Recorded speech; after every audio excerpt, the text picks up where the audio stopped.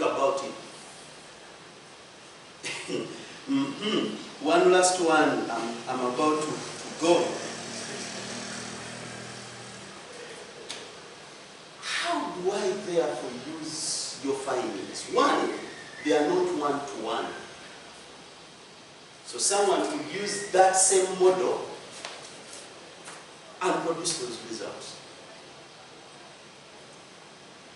So this is the equivalence of, say, Civil Aviation Authority giving you a contract to tell them what the weather will be tomorrow, and then you give them a certain number, and then someone else does the same thing for a different region and gets the same thing. Imagine if you were the one and you look at two different weather patterns predicted by models, but things are the same. Yes. Would you feel okay? The non-uniqueness of models is the fact that should not be a disadvantage, should not be discouraged. So physicists and people in modeling have treated the non-uniqueness as not the limiting factor, because once the model produces acceptable results, whether other models also perform well, it will be bad. In fact, it's not bad to be able to determine values of measurable parameters accurately with different methods, because otherwise, and different models, otherwise, it gives us leverage, gives us advantage, gives us choice according to situations and limitations of the investigator. For me, Mr. Anzala, this is how I interpret the situation. If I start with something but then my results could be different, I interpret that as a scenario where I won't be able to predict. Sir, you think about it. If I was solving a Newtonian system, I start with a differential equation. If I don't specify initial conditions, I'm likely to get as many solutions as I want. Not predictable. However, if I wanted to go deterministic, consider the case of Kampala, Makerere University alone, I would put in the conditions of this area. Then the model should give me things that attribute to only this area. That's what they call predictability. Then, in this case, I don't think we have that, sir. But we accept that in prediction and in application of models, the prediction is not always 100% accurate. And that's why we have levels. That's why there may be some outcomes, but the general trends of the information, of the parameters over time is of value to climate change, understanding climate change, and it informs.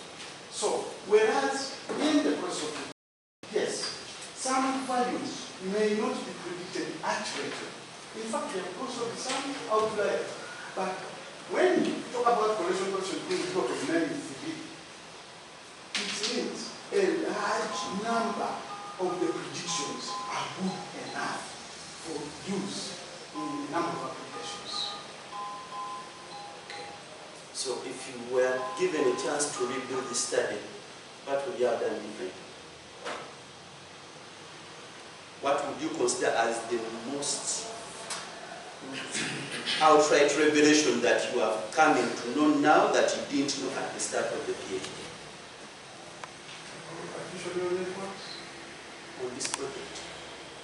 Well, this project is about artificial neural networks. Yeah, so according to you, what I've learned over time is that they can be helpful in getting us data for some applications, for following trends, and to do differently, as some of the things are put in the recommendation, we need more training data sets, and also more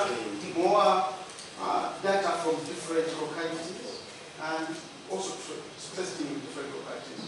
Those are things. Which would be a test for robustness. Yes. Check if it works elsewhere. Yes. Also train with other data sets and check. Yes.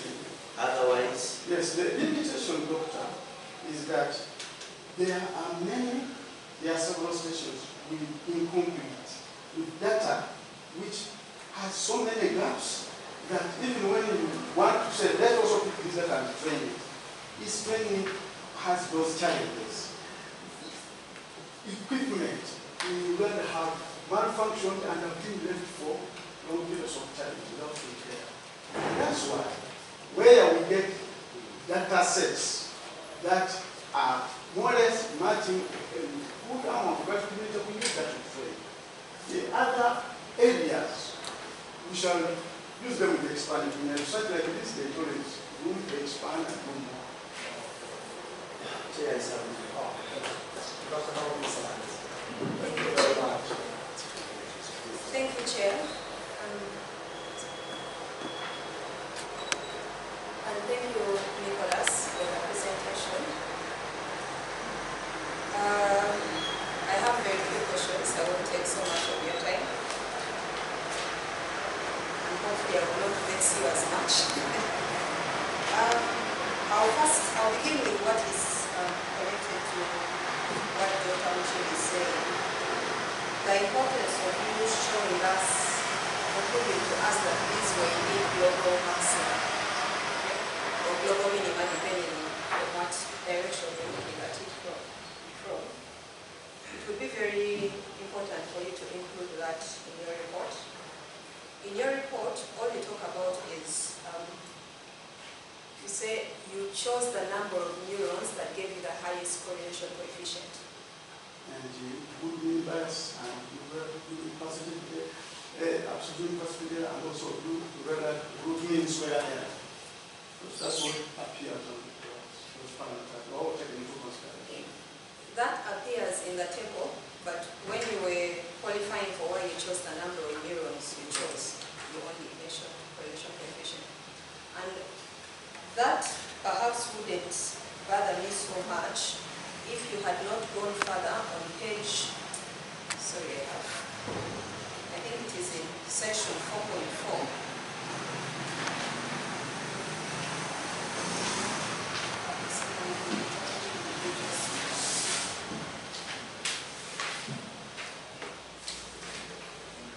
On page 74. So if you go past section 4.3.4, that's page 73, then on the very next page, the last line of the first paragraph. That's 4.4? 4.3.4.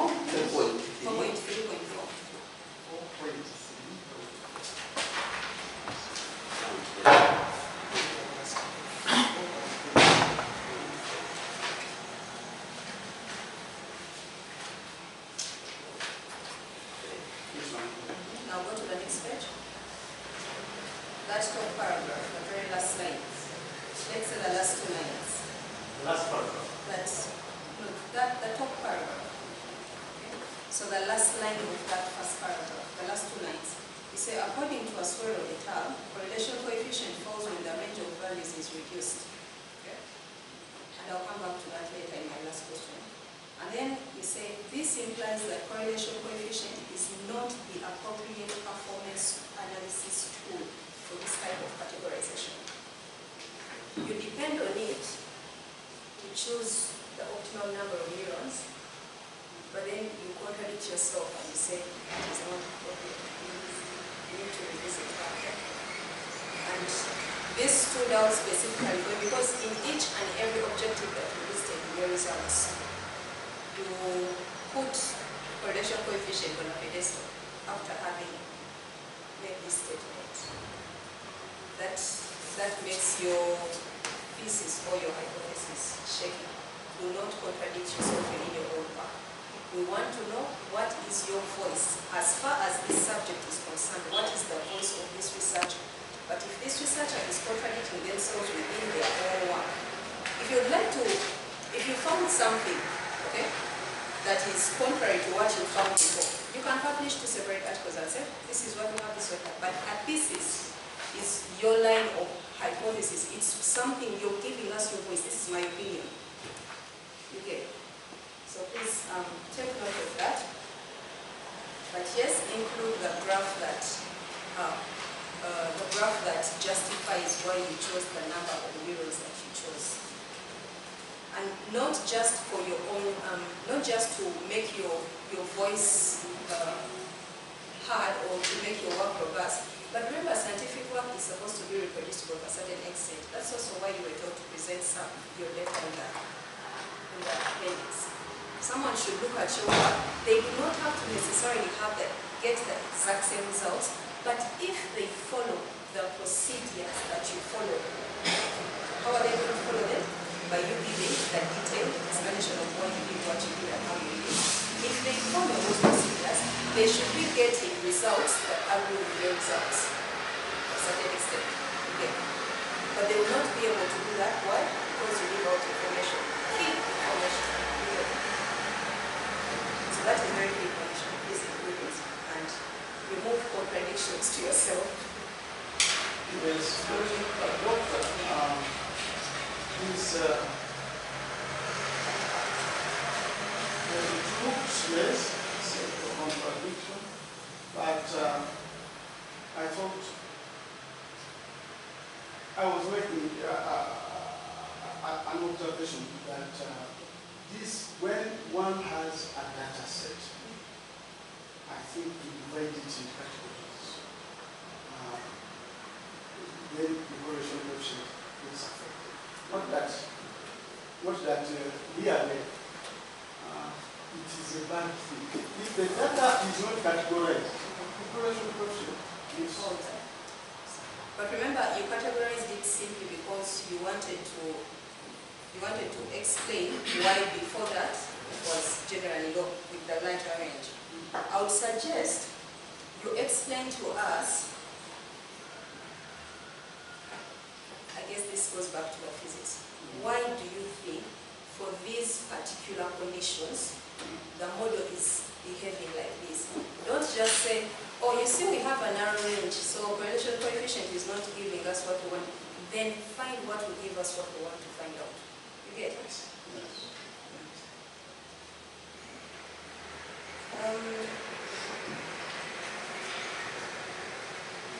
Again, to tie in with sort of ties in with what Paul was talking about. So if I understand it properly, okay, you have several data sets, sunshine hours, maximum temperature, relative humidity, etc. Okay?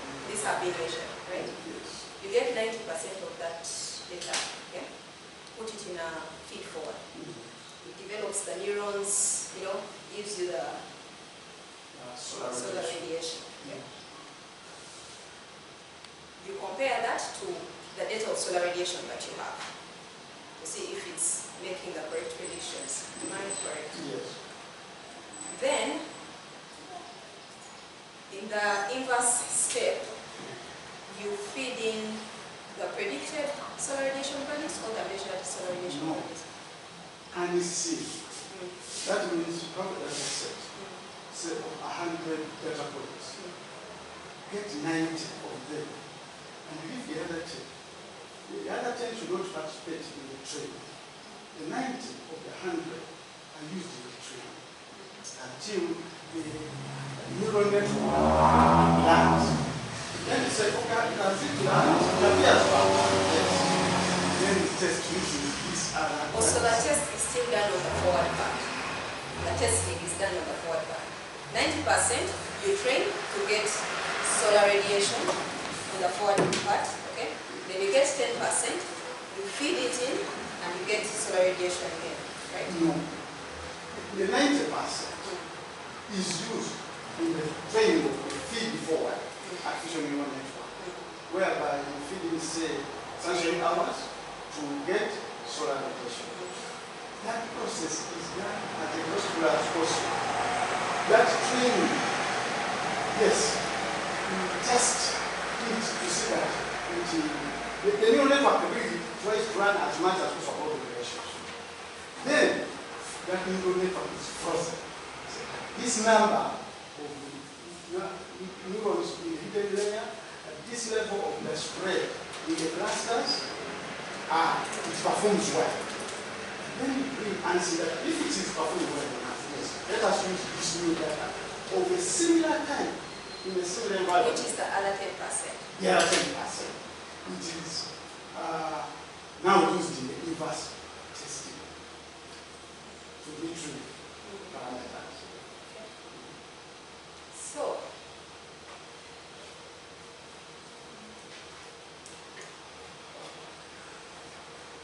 So that means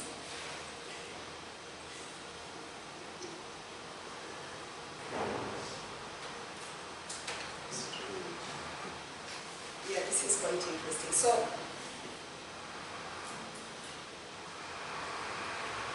in order for your inverse and to work, there has to be measured parameters for everything. And yet, in your work, you want us to be able to apply this ANI where you don't have necessarily all the parameters measured. You get? Am I correct? Yes. But now, can I explain? Yes. The ANI needs measured data to train and learn the relationships between those parameters, say sunshine hours and maximum temperature, and solar radiation. Once it has learned and tested within the same area, the other 10%, then we know that ANI can work. It can now retrieve sunshine hours maximum temperature from any other new data in localities of similar conditions. Have you shown that in your work? Different localities? Different localities of similar conditions? Because of lack of some of the data in most of the localities, but we said, doctor, that this is an area for that would be the validation for your work. The validation we did was with the different thresholds. But then that one, we're going to look out more, but remember between some areas like Gorobi, National Weather Station, and the Sierra, they did have the solar radiation data. So the testing can be done for those localities. So the different studies that you cited in your work that used feed-forward methods, when they did their testing, when they tested their models, they did train with 90% and then they tested with 10%. They still tested their feed-forward steps, right? Yes. But you didn't test your feed-forward, you tested that. It was tested. There's something I wanted to say.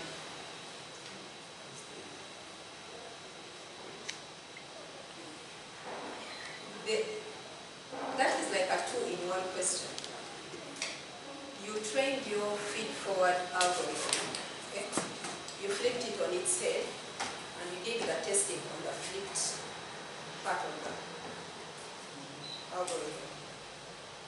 But I would think a complete development of the ANI model requires you to first test it before you freeze it. You freeze it. You said you froze it. The feed forward is trained, is tested, and is then saved, as shown in the conceptual framework.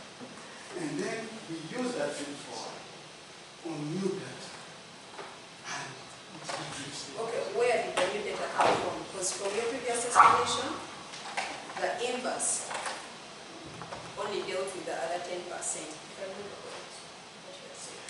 Yes, the 10% is not involved in the training process, but is involved in the testing and also in the validation of the ANI, because it was not involved in the training. Okay, try to make that clear in your book. My next question is, when you chose the Gaussian RBF, okay, you say that it was found to be more stable. I'm sure you got that statement from the literature. But please explain what is meant by it was found to be stable. Because those of us that are reading your work, we are not reading that other literature that you read. So explain what you mean by it was found to be more stable. And the stability, is it dependent on the type of the kind of data that you're looking at, the locality you're looking at, what is that stability? Is it affected by certain issues that might make your data distinct from other people's data? Yeah. Yes, stability in this case. I'm simply saying include that explanation in your thesis. Yes. Thank you. And your explanation of the Nelda-Mead algorithm, first of all, I don't think I saw it in the thesis. If I saw it, it was quite insufficient. And here you tried to go in detail, but it was quite, in my opinion, it was insufficient. I didn't learn anything about it. If I had come here to understand how did that algorithm help him in this one, and you say it is the center of gravity, that explanation is quite insufficient. If it is that important to your work, please do something about that explanation. That's just a comment. That was not a proper explanation. Make sure you include it in your work. You mentioned that the mean bias, that is the MNB, Yes. MNB, reflects long-time performance of the model, while the RMSE reflects short-term performance of the model. When you're speaking with people that have used those things on a continuous basis, they can let it pass. Okay? But this is your, how do I call it? Your thesis is your masterpiece. You don't just make random statements and move on. Explain why they might say this is this. Because these are your performance analysis tools, right? Yeah.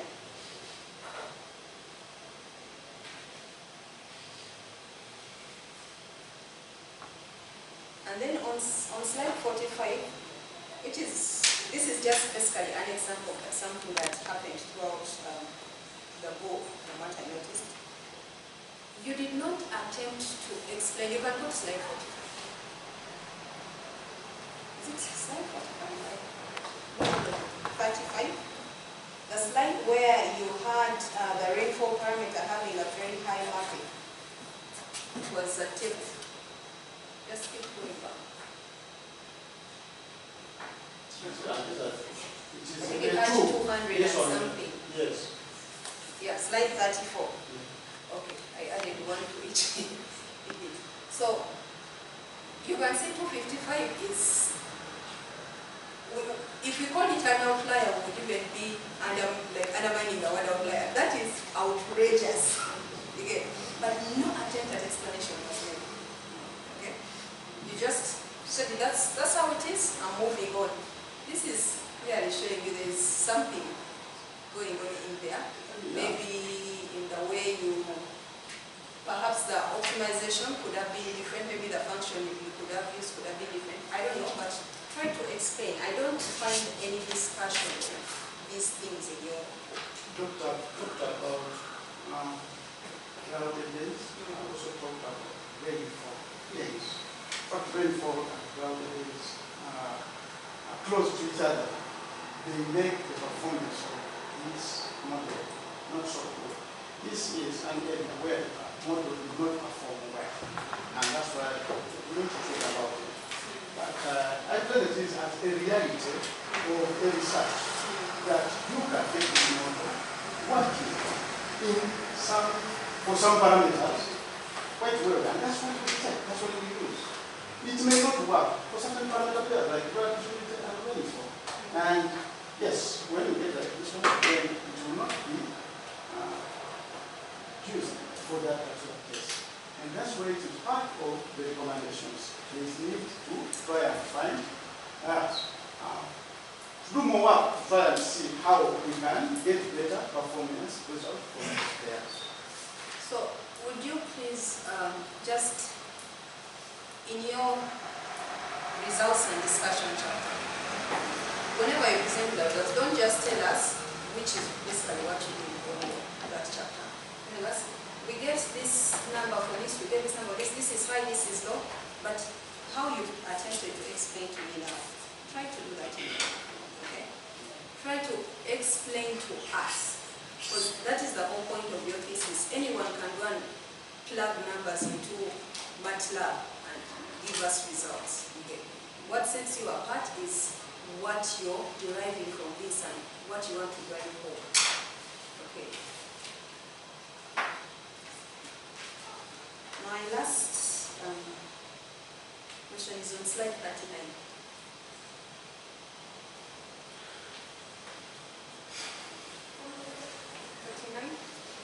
Yeah. So the far left plot, that's figure A. Yes. Yes, figure A. We are having a correlation coefficient. First of all, explain to us the fits, the dashed line and the solid lines. What do they present? The dashed lines is the one-to-one. Is the one-to-one? That means that is the line on which the points would lie. If the model was ideal, was doing 100% accurate prediction. Yes. The other line is a line that is used to calculate the mean square and the mean that. We have a fit line to the data. And by calculation, is able to tell us the error differences between the ideal line and the data. So the other line is the fit line to the data. Yeah. In figure A, when you visually inspect that plot, does that line represent a sensible fit to that data? Yes, the multiplier function, just the plot like this, represents that line that way. But in actual sense, it is trying to give the impressions of an alignment and the correlation between those points. And those points, as they lie there would be a roughly good line that can be drawn through them, showing some kind of linear relation, although it is not along the ideal line of performance. So it is a calculation represented in that graph, which informs about the nature of deviation of a line that this data will fall on. So, you believe that fit, that it's a good fit? The calculation shows the correlation is 0.73, and the fit shows a line can be drawn, but not along these ones. So this other line of fitness is calculated by the MATLAB function in relation to the line of fitness. It's a calculation, and that's what it is.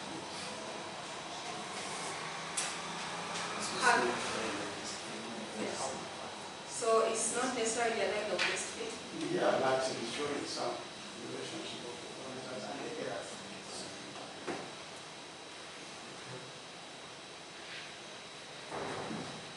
That is a very poor fit. That's all I can say. You cannot present that to us and tell us that line is representative of that data. If we were to calculate a goodness of fit on that, it would fall short. Very, very short, compared to these others that even look noisy. Just a comment. I think that's not it. Mr. Zala, this is still here. It's ensure that issues that are falling short are addressed. Let's take this as I myself don't agree with that. In my willingness, yes, I don't. So please, when something is anomalous, let's take it about it. Yes, thank you so much, Mr. Njara. So I'd like you to take that this is just something, whatever I say, is something which is meant to help you, okay? There's no battle here, okay? First of all, I'll begin from your presentations, okay? The background was so good, and this was also the same in the thesis, okay? I expected different background context, in particular, the context of background, which kind of brings to the major, okay, your title, okay? So for example, you really need to capture the rationale, okay? I saw a lot of stuff. For example, you started, pouring a lot of relevant stuff and so on. I really encourage you to narrow it down, really focus, okay, into the aspect which really adds weight to your main title, okay? Is that okay? Okay, good. Now, let's begin with science. Again, I was really pretty much unhappy with, the paucity of physics, okay? I mean, this is PhD in physics, okay? Dr. Muchibi brought it out, but you didn't answer properly. Perhaps this engagement, my engagement with you will kind of clear it. So, one way where physics can enter into your research, okay, is this. Perhaps, look, you got solar beam, okay, jetting, okay, from the sun, okay. It passed through the cloud, a lot of stuff and so on, okay. Now, the question which I would really love you to kind of connect us is, how does, okay, the solar radiation, okay, contribute? What is the physics between solar radiation and rainfall formation? For example, just one, okay. Can you explain that? Does it affect perhaps the cloud density, okay? Does it affect the inflation of cloud? How does that translate into, rainfall formation and so on? Can you explain that? Actually, that's where the real physics is. yes. Yeah. Yes, the rainfall formation is like a cycle, where the solar radiation energy influences the amount of evapotranspiration, eventually in rainfall. But also, on the other hand, when the rain, a lot of vapor goes up, and clouds are formed, or even just before rain, again, that situation gets a medium that blocks a lot of solar radiation. You did explain that. That's Slovenia's central focus of everything. Everything really has to be built on that, and you explain all the details. There's a lot of beautiful, detailed questions on that, which really have to bring out clearly. But you just left everything amorphous. Okay, you started talking of things like the incident, angle and so on. Everyone knows that. Why don't you focus on the real physics of everything and make it very concise and detailed? Okay. Now, with that said, okay, again, artificial neural network is much more like a black box. There is a lot which is not known about it. It's like a magic box. Yes. A lot of things happening inside, okay? And it has been in existence for over 15 years. I mean, it is not very old, but not very recent, okay? Yes. And there's a lot of development, okay, on it, okay?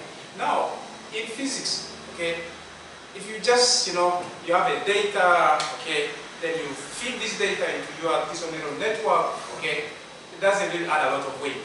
If I were you, I'll have a physics control, okay, entry into it, okay? Like, look, you have like, we just talked about the physics, right? You control the behavior of the artificial neural network by punching in, okay? You got the physics guiding everything, okay? And also you've got the data, this thing learning from me, okay? So it's one thing which I will have looked at, okay? So I'm not trying to tell you to add it at this point, okay? I'm trying to really open your head, okay? Your perspective, such that, perhaps in your discussion, you have to discuss. Another beautiful part of, manuscript documentation is you must know the weakness, okay, of your work, okay? You bring it up clearly, discuss it as a caveat, okay, such that when someone reads your work, they have an impression of this person knows what he has done, he knows the limitation of his work, and okay, you get the point? Do you agree? Okay, perfect. Now, again, I wasn't happy with your problem statement, and problem statement is the central engine of everything, okay, innovation, okay? When you are doing some work, it's the problem statement, okay? So again, I really wonder if you have really touched the base with relevant institutions like UNIMA, okay? Is this the major problem they're facing? I don't think so. And that brings me to a question. I wonder, okay, the relative cost of installing solar radiation instrument and simple weather measuring instrument like rain gauge, wind speed, and so on. Which one is much more expensive? Installing and easy, but they also have to be maintained. There must also be security. What about solar measurement instruments? Yes, they are also expensive. But now we are saying of the whole set we could work with one, it would reduce the cost. If one can help us to get the data. So the thing is this, you have done some good work, okay, which is okay, okay? But I really don't think you have captured the real fabrics of things, Yeah, it's not the real problem, okay? Like in Kampala, in Uganda, one of the key problems which we face, okay, from weather prediction is, those geographical barriers, the Lake Victorias and so on, okay? They impact a lot of the data stuff, okay? The data prediction accuracy of UNIMA and so on. But I don't think you have really addressed something which is really very key. To my thinking, and from my interaction with your document, I've got to realize that actually you were kind of blocked by what has been done, and you simply massaged it, okay, to a level that you don't want to really push yourself against the wall so much. You just massage the work, and you really didn't care about the current context of something and so on. So it's something which you have to really discuss into detail, okay? I'm not that many years staff and so on, but that is it. Then my last question is this: I have a lot of comments, okay, but you'll get it from my comments, okay, yeah, from the report and the thesis, okay, I've written there. My last question to you is this, okay? 95% of your references were not from, Tanzania, Science Journal, something like that, which has a very low impact factor of around 0.357. I mean, to me, I'm new here, I'm just 2 years old, but to me, I looked at Makerere as a premium university, okay? And I expected something of outstanding, standard and so on. But now, my question is this: why did you go to low impact journal, okay, among the seed of very good, okay, journal? Why did you go to? Because I've seen scholars from this university and from this department with their articles. I just like it, sir. Yes, it's optional. So, okay, thank you. But yes, as I well noted. Please, Dr. Robert. Yes, thank you very much, Chair. I'm going to be brief, aware that I am neither a discussion nor the examiner of the thesis. I'm going to be brief. First of all, I wanted Mr. Zara to clarify why the conceptual framework should be named Zara model. What is special there? Wanted me to clarify that. What is special there that it should be named Zara model? Can I ask? Yes. The conceptual framework can be given any name. Because when I looked around in the literature, I saw that I didn't see a conceptual framework exactly like that. And that just happened to be one of the choices that came my way, because it can really be given any other name. Okay. So you will let it change it to a role model.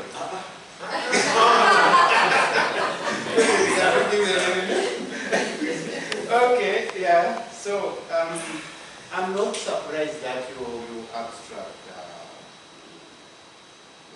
occupies 2 pages, because the background itself occupies 8 pages. So I think you need to, at this point in time, you need to know how to summarize it. Abstract is actually a summary of the entire thesis, but as the chairperson has guided, it is supposed to be a page is even more. If it can be half a page, it is even better. That is just to guide the reader. It's just like highlight of what is in the thesis, but should not take much time of the reader. I'm not surprised. Then inside there, I've noted that there are certain either sections or subsections that actually have the same title. For example, when we go to Appendix A, the title there is Published Works. Appendix B, the title is also Published Works. What is the difference? If they are the same thing, I would have loved Appendix to read Published Work, then Appendix A1, Paper 1, Appendix A2, Paper 2. That would be. Then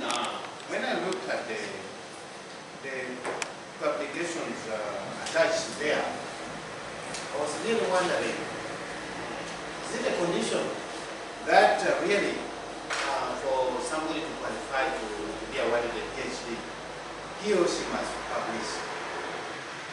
Then if it is yes, I thought maybe one of the papers should have not qualified me for this thing. Because the address you put there is Jambo University. The address there is Jambo University. What is affiliation? But you are actually supposed to put that one, affiliation number 2. The first affiliation should have been Makerere University because you are a student of Makerere University, and the condition for you to qualify to be awarded a PhD is that you must publish. And the other individual from Jambo should have been somebody else. So why should we, I think that was an oversight. And I think if there is any other PhD student who is here, I think we should not be excited by the other affiliations in these publications. Once that we materialize, then you include those other affiliations, including the churches you belong to and what have you. So, I think, well, then the other thing is probably most of the figures, if they are not drawn by you, they should have a reference to that, because you cannot just use. I noted some few as you presented there. I doubted whether you were the one who drew those figures. So check that the figures that you have used are all, adapted from some other sources are referred to. Chair, as I promised, I'm in here. Thank you very much, Dr.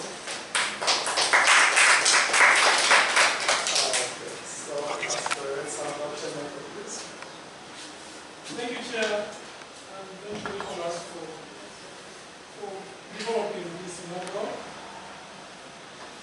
Out of experience, the stage where you are now in this presentation or in this Bible is more like where the trial meets the law. You've been running a topic, but whether you understand it or not, this is the time to realize whether you understood it. And now you can tell what maybe was less, and maybe what you need to add. And the end of the day, you can tell whether the bag is half full, quarter full, or full.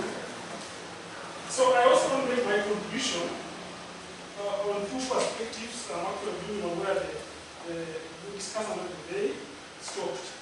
That your work needs a reorganization and then also fine-tuning certain details.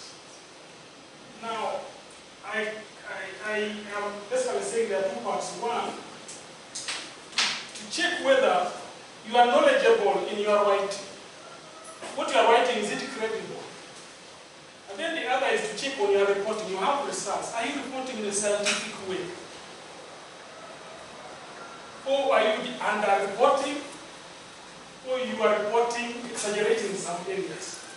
So mine will address those two parts. But first, my background is I'm also a methodologist by training. So I have a postgraduate diploma in methodology. So when you say methodological parameters, I see that I have a chance to enrich the work. I also saw you talk about solar radiation, although it's not in the title. And you talk with passion. Again, that's also my area. I did MSc. And actually, our discussion of the day was my advice. So I think I can also make an input from that perspective. I wanted to begin with by looking at slide number 1. If it's possible to run it.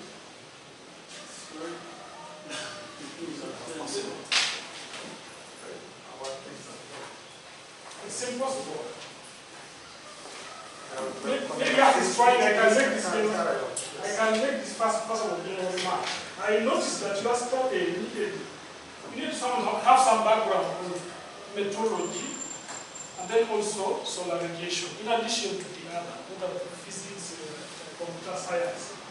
And as a result, it has made an impact on the way you have presented your results, and even almost excluded discussion you just run the reviews of values, but there's no explanation as to why they do the way they do. In other words, you have used statistical analysis to come up with RMS values, but you don't tell us what really they imply. Is the model of estimating? Is it underestimating? Is it possible to use it in the location of this nature? Is it tied to a particular location? Also, it has affected in the scope. You seem to have tagged your research findings to only benefit weather prediction. But under significance, you again mentioned in the research institution and so on. And consequently, it has spoiled your formation of the problem statement. So I will come back to that. And then the last one, as I just an overview, is the fact that what you are presenting here is like news, and this is the news headline. Now, when you begin reading the news, at the end of it all, there is no news in it. But in this discussion now, the news has come out. That you have a model, for example, if it's a rainy day or it's cloudy, it's not the best model, leave it. But that news has not come out. You have only just given us statements, RMSB was this and so on. So it has gone unmentioned. So that's about your writing, rather you are reporting. Is it really scientific? Is it complete? Is it incomplete? So that you write well. So from slide 1, you want to respond? Yes, Doctor. Okay. That particular aspect of the model not being shown on cloudy days, well captured in the book. I am saying in the conclusions, not even the recommendation that you say that deploy this model outside what? You see, the way you are reporting, it has to be sharp, okay? Don't just leave it in generalities. For us who have not worked with you during this research, we have no idea, but if you extract for us those lines, we go for them, okay? So I want to address myself first to the title. In that title, you will note one thing is missing, although you discussed it extensively, solar radiation. It's not there. But you notice from your discussion, it really formed the heart of it. And then 2, the choice of language. You are saying meteorological parameters. How many do you know? How many are they? The major ones are 7. So you talk about sunshine hours, you have handled here, relative humidity, you talk about temperature, okay? And I think that's where you stop. But there is precipitation where rainfall falls under. There is pressure. There is cloud cover. There is wind. So let me illustrate it this way. If a human being is supposed to have the head, the hands, the upper part of the body, and then the limbs, and you present a person who has one limb missing, you are likely to use a different term. That's a limb human being also. Now here you are saying meteorological parameters, but you are not handling all of them. You are only stopping at sunshine hours, relative humidity, and then what? Temperature. So maybe to take a reading of selected what? So you have to use the proper language. So I was talking about your reporting. Is it really, the way you are writing something, is it credible? Does it bring out the meaning? And then the last thing on the title is this relative humidity, these sunshine hours. If you take humidity here in Kampala and take also the same thing in Morocco, they will not have the same sunshine hours. So it is key where these medical parameters where do we locate it? Mombasa. You are predicting medical parameters for where? Okay? So I'm just throwing at you these questions, and not the subject to your work, to make you understand that what you are writing, does it make sense? Do you appreciate? Is it sharp? So that you can sharpen it accordingly. Then the next bit is this. I will treat your title as a news headline. That news flash, developing inverse artificial neural network algorithm. That's just one architect for retrieval of meteorological parameters. But see the way you write. You basically avoid the subject, the topic. You go to the next slide and see where you start from. You start from solar radiation. Go to the next one also, so that you realize it. Solar radiation. Go to the next one. Okay? Now, it is in that one that you try to mention about a model. And I think the last one, and largely used in forward model to obtain blah blah. Okay? And after that slide, I don't know what comes next. You proceed away from that slide.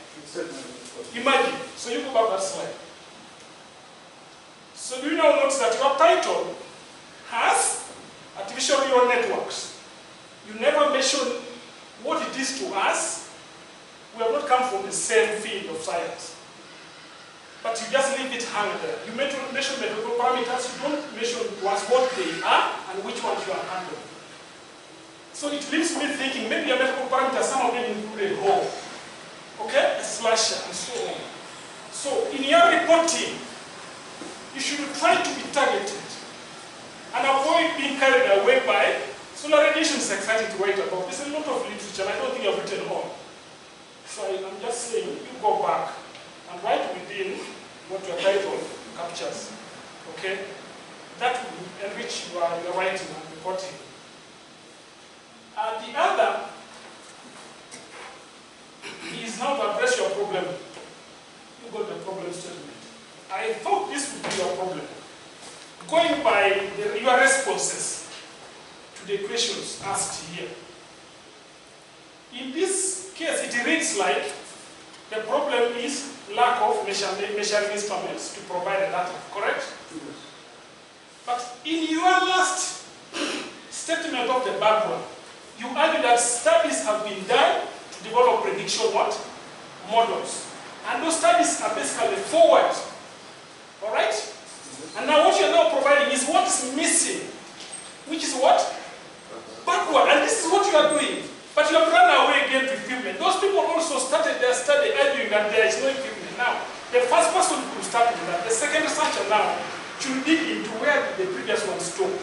So I thought your problem here is that there is no model for reverse, for the inverse. And you are given a justification that it takes fewer what? Parameters. Yeah, so that is how good your problem would look like. And you throw away this. Now, this type of measuring instruments has also led you to slippery sides.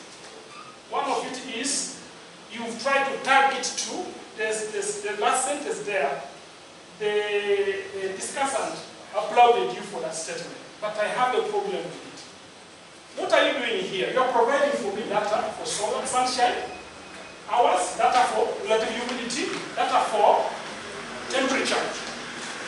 Who needs it? It's not you to fix. You got their significance. You have spoken about the people who need it. Okay, you have mentioned them, they are not so. Then, how did you get lost to tie your model to weather prediction? Because weather prediction is another world altogether. So you should have just stopped at saying, I'm providing data for the system of the potential users and so on and so on. And if that's the case, page 63, that discussion pointed out that you make an attempt on weather prediction. You are misled. Get it. Just throw it away. Because it's not even provided for in the literature review. It's even not provided in the conclusion. And that's not even weather prediction. You have just tried to play around. Okay? So it will just throw it away. If you reconstruct your problem started being to get an inverse model for reasons you know, then significance will highlight that word, the beneficiary, the least. Okay? And then you don't get tied to weather prediction. Because your model is not actually it's not directly supported. Okay? If you're a student, I pay your school fees, I don't handle feeding, somebody else is handling feeding, your accommodation and so on. Do I now claim that I am the one providing for you wholly? Okay, you have to be careful. Alright? You have to acknowledge your minimal support. Alright? So that's what I ask you to do there, that avoid tagging this to weather prediction. But acknowledge weather prediction as one of the beneficiaries where that data can be picked. And also others like research station and so forth. Even tourism needs sunshine hour data. Okay? For basking, to get vitamin D and so on, where are more hours of sunshine. sample come from very cold countries. They look at that data. And so it is useful on that note. So, just as an extension, the way you are writing, stick to your title and don't get carried away by material that is not passionate about, like solar radiation. Go back to your literature review and see how you can get rid of the solar radiation. And write, speak about artificial neural networks, how they work. Because you have given us this, but it's not there in the title. You should know in your literature review, talk about the artificial neural networks. Okay? How they are used to determine this and that, how they use it for universe and so on. So that you move away this. It's bulky and it just pushed away the material that is important. So I thought you'd improve your literature review by getting rid of that. Since this is applying the talk of physics, is that some degree of necessary? I'm thinking, if you follow literature review, the discussion on artificial neural networks, previous works done, is not there. It's not there. And what is occupied that space is this basic knowledge, which we can find in textbooks. That's the way I'm arguing. I thought you could write clearly what's the research done before, the extent that it brings out that they only stopped at forward. So now you need to bring in the reverse, and then also in addition, how do you do each of those objectives, write about them.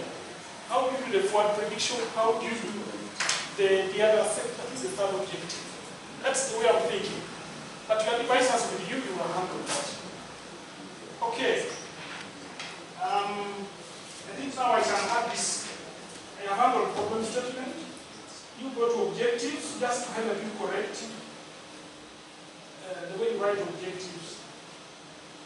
Just so that you report in a correct way, in a sharp way, look at objective 2. You are developing an algorithm that will retrieve 2 parameters. Why are you quiet about those 2 parameters? I already warned you about the usage of the terminology meteorological what? Parameters. Why don't you mention them? To retrieve, say, relative humidity and what? I mentioned them, Doctor, at the time of the methodology and also at the time of the results. What I'm saying is that, which is the better way to present it? You, at this level, you now know what you're doing. Why don't you move the word meteorological parameters and list them? Relative humidity and then what? Temperature. So that's straightforward, like we did it for number 1. Okay? The same thing with the last one. Talks about 3 meteorological parameters. Again, that's the title. Why don't you list them? Just move meteorological parameters and just list them. So it is straight, it is sharp, okay? Because I cannot carry on with just general statements and wait up to the end. You try to unpack your work early enough. Okay? And then the other problem is the objective 1. Do you know, do you have a background in solar radiation measurement? Do you have a background in global solar radiation measurement? It looks like that objective has no place there. This is my argument. You go to your book, I read through on page 37, and I ask you to read the statement. Because from the objective you are saying, I'm going to look for global horizontal solar radiation data and use it to predict sunshine. But do you know how sunshine data is generated? It first measures global. And you read for me your last statement. Read the first sentence. Oh, on page 37, yeah. yes, it says this sunshine radiation sensor. Continue. That was used to measure sunshine. Our values consist of 3 detectors: D1, Yes. D2, and D3. Full stop. The next sentence is important. Detector D1 receives and measures global solar radiation. Full stop. You get it? That's how it measures sunshine. So it first measures global solar radiation and checks the size. If it's exceeding 120 watts per meter square, so meaning, let's say it's really sharp, and the next second, the radiation arriving, it takes the global solar radiation measurement, and if the amount is equal to the threshold of 120 watts per meter square, it records that as a sunshine second. If the next second, the radiation it just measured again global is less, it doesn't record it. And keeps doing it for the whole 1 hour, and then adds those seconds, how many hours they make. That's what you call the sunshine hour. And you do it for the rest of the day. following what you are saying, also this radiation measured, solar radiation is also measured per second. In that second, how much solar radiation came, even if it was beyond 1 meter or less, how much? So you also get that average at the end of the 1 hour, use it to predict the sunshine in that same 1 hour. Is it going to make sense? It's not going to make sense. So that's why I was asking you, are you knowledgeable in what you want? Doctor, the one of the systems and radiation sensor, whereas it assesses, it measures the low proportion of solar radiation, never records it and it uses it in the process to calculate using the detector. And it is the direct solar radiation for which it makes the judgment of whether the direct solar radiation reaches 120 watts per meter square or not, to record it as sunshine radiation second. So my question was, if we are aware it first takes reading of the radiation, record the sunshine hours, okay?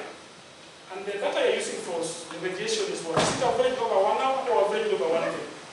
It is average over 1 day. And now that the sunshine hours you're also predicting are those total all seconds of that day. So what I mean is it's also for that day, average sunshine hours of that day. Yes. So the question I was basically asking is, does it make sense in terms of the reliability of that prediction? I mean, you are using me to, I don't know how to explain it, but anyway, my complaint is just that the machine first measures solar radiation and then gives whether there's a reading of sunshine hour or not. Then again, you say here, I'm developing the prediction model. So in other words, one part is it is guaranteed that if you know the trend of solar radiation, then you know the trend of sunshine hours. There's already a relationship granted. That's my argument. You can think about it. As I said, this is a time to interrogate whether you miss some information about your research, whether you need to add it or not. Okay. Then I move to results presentation. I noted that there is no discussion on your results. You did well to come up with the analysis. You have the root mean square and so on. But whatever they mean you don't know, you don't speak about it. So as a scientific way of reporting, that is it. You have to come out and say, if for example, let's just look at table,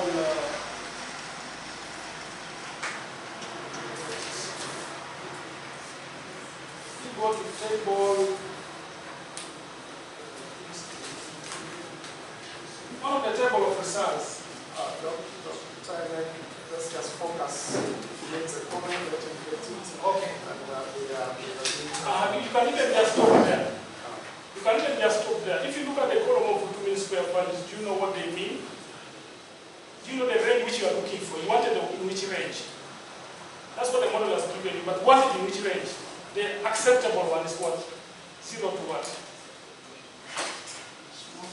Yes, small, but what's the size? 0 to what? Root mean square errors. Yes. Vary the quality, you vary according to the range. I'm asking about the range which is acceptable. For example, I know it is 0.2 to 0.5. Then you can say that model has a fairly better accuracy. But in your case, I look at them. Somewhere you have 1, somewhere 0.7, and in some tables you even have, I think, 6, 8. So you need to focus on the acceptable range, and then it helps you to interpret that data. That's what I'm saying. Yes, doctor. But what the mean square is not, how do I call it? It's not unitless.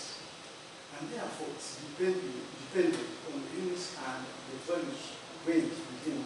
One to have a relative mean square of 1.6 for good performance, because the other ranges are high in age. For example, what is square mean square of the values which has like values. Okay, maybe you just need to note it. It's okay. My argument is based on check the formula you're using, because I'm arguing that there's a range for the formula you're using. It could be that that's a different formula.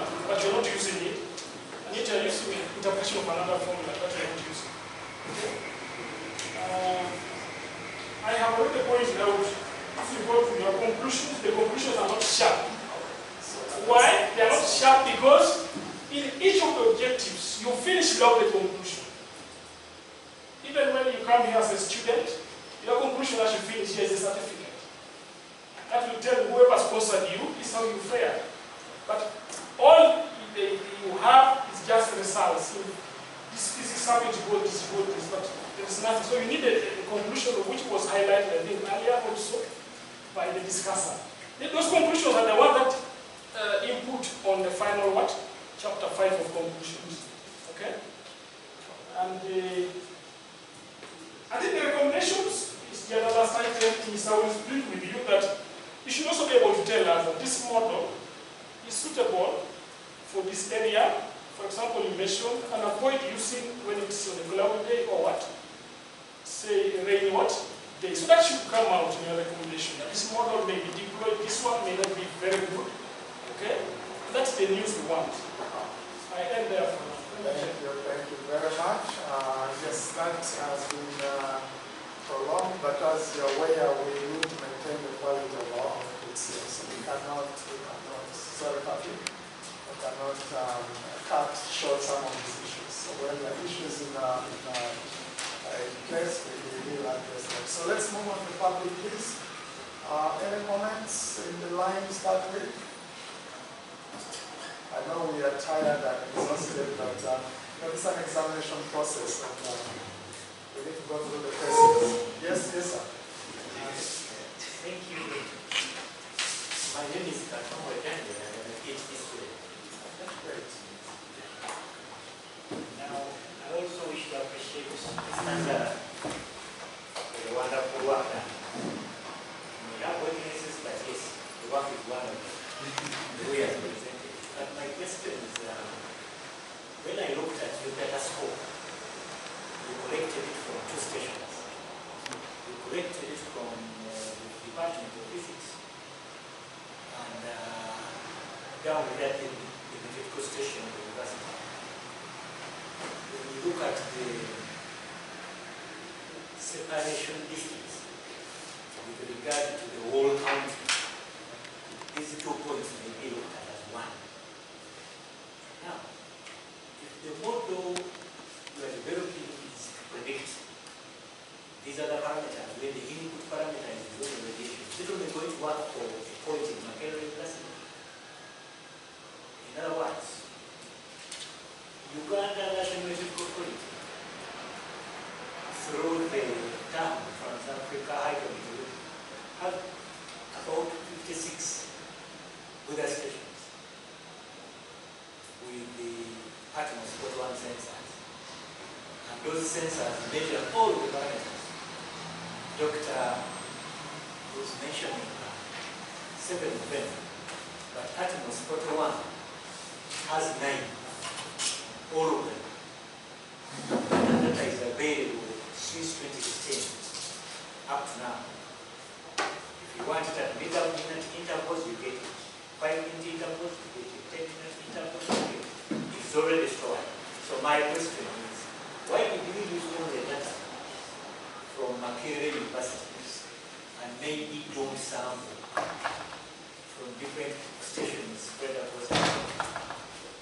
When I looked at work which was done by Moyo and Banda, 2008, at least they used 4 stations.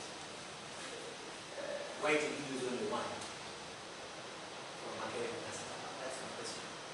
The data in this research, using only data from Makerere. Yes. In this research, we were trying to look at a way of getting data, meteorological parameters, in a cheap way. Some of the data you tell us about is downloaded and measured by satellites. Even satellites may not be as accurate as the data looks. Yes, it is actually ground measured. Yes. It's ground measured. The sensor is installed about 3 to maybe 2 to 4 meters. All the 56 weather stations, and they are all working off to the way with pyranometers? Yes. And CSP sunshine sensors? Because personally, I went to Burundi, I went to Zimbabwe, and I saw data gaps. Actually, International Trade Authority also showed other data. So I found it easy and relevant to use data at this market level for all those measurable parameters because it was available and looked of good quality. This research has also been reported about the quality of some of the data in some of those stations, where Salvador and another researcher here in Uganda reported Luamora of the technical people there, whereby at times the quality may not be good enough. I'm not discrediting, but we found this data of Makerere University of quality because the level of the technicians involved was sound. That's why we do it. My question was on this actual distribution. So I think we discussed that as a part of the presentation. Exactly. That's not yes, Mr. PhD. Thank you.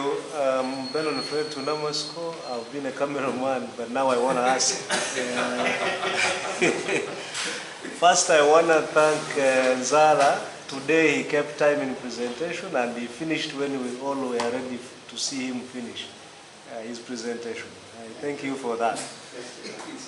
But on the same issue of, if you remember, my concern of sunshine duration hours, you still need to have that relationship between the two. If I don't have the sun, what is the nature of the rainfall? And if I have the rainfall, what is the nature of the sunshine duration hours? And how are the two affecting each other? I don't know whether I'm understood. Because when it is raining or cloudy, your sunshine duration hours are very low. Yes. Now, the same thing, when you have a lot of sunshine, that means your rainfall is not there.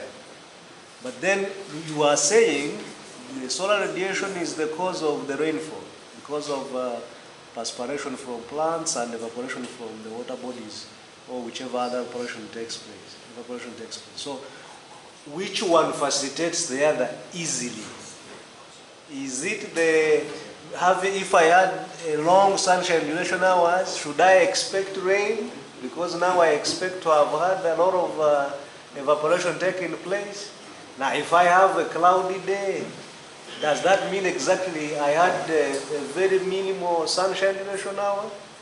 So you need, this is for your future understanding when you are explaining your work. How do the two interplay with each other and be able to, and that's where the physics, mainly why they were asking you the physics in relation to the computer science PhD, that if sunshine duration hours are affecting the rainfall, their duration means what the rainfall. Thank you. It's not a fact. It's a comment. It's a comment. It's a comment. Yes, please, yes, sir. Thank you, Chair, and thank you, panelists. Thank you, Mr. Zara, for the presentation. Yes, you are eloquent and clear. But comments have been made. When we present and people comment, it helps us improve the work. So, here, you and I asked your supervisors, I don't know them, to work with them to address the comments. And that work will come out because me, I'm Makerere University, Masters, PhD, work. So I have a high attachment to Makerere, and I know they want good quality work. And what they have been doing is try to panel beat you want to bring in this, and the comments, the way I listened, they can be handled. They are not beyond what? Addressing. So that is my view. Thank you very much. Thank you very much, sir. Yes, please. Welcome back. Thank you so much, members. I'm Omoyo Faru. I'm a master's student in computer science, Makerere University here. It so happened that I'm so much interested in Mr. Nzala's topic. Reason being is currently the topic that I handle. I was predicting passenger travel for an airline. However, my concern and what I would want to advise Sanzala is he has brought out the work very well. The fact that most of the items that are used concerning the artificial neural network are left out. And what I would urge him is, as earlier advised by most of the panelists, how do you incorporate the artificial neural network technique within the physics aspect? Because artificial neural network has its own, what I could say, a framework.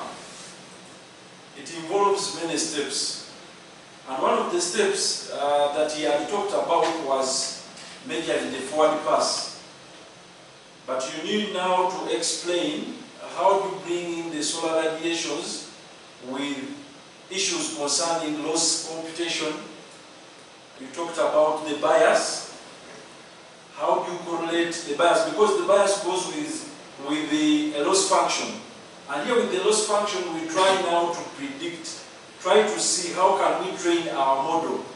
That at time t, when you have what you talked about as the gradient descent, you are now iterating back in a backward model.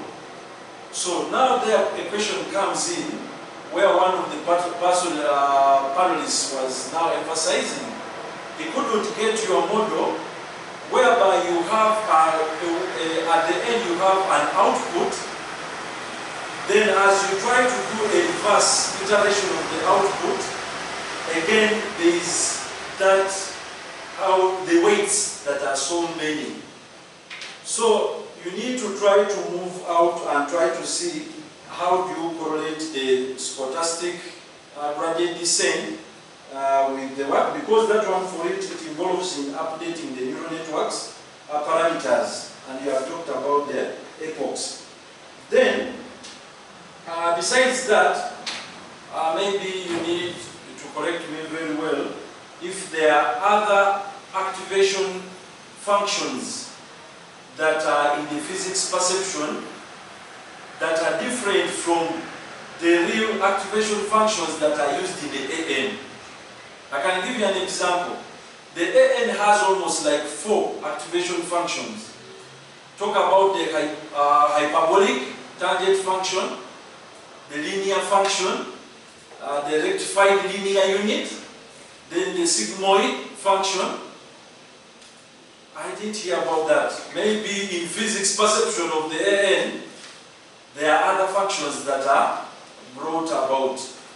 You need to look out on that, because the AN technique is purely computer science perception, but how do you integrate it in physics and come out with that analogy that you are trying to relate on?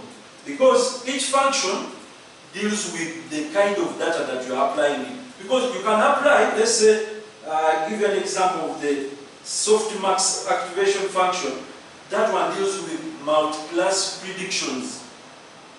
If you're talking about the rectified linear function, our activation function, it has a series of data.